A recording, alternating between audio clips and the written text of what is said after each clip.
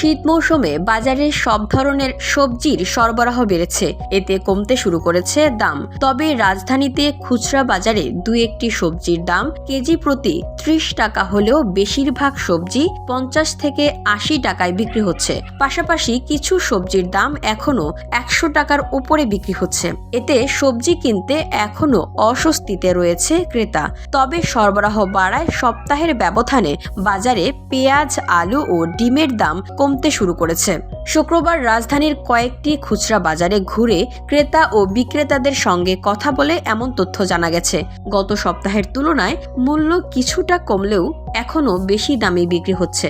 বাজারে সরবরাহ থাকলেও বিক্রেতারা বাড়তি দর হাঁকাচ্ছেন।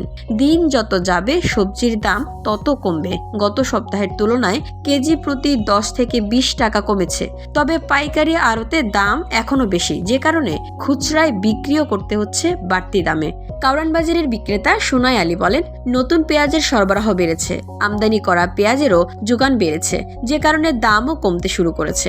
আশা করা যাচ্ছে আগামী সপ্তাহের মধ্যে কেজি প্রতি 50 থেকে 60 টাকায় নেমে আসবে। VOD Bangla news desk.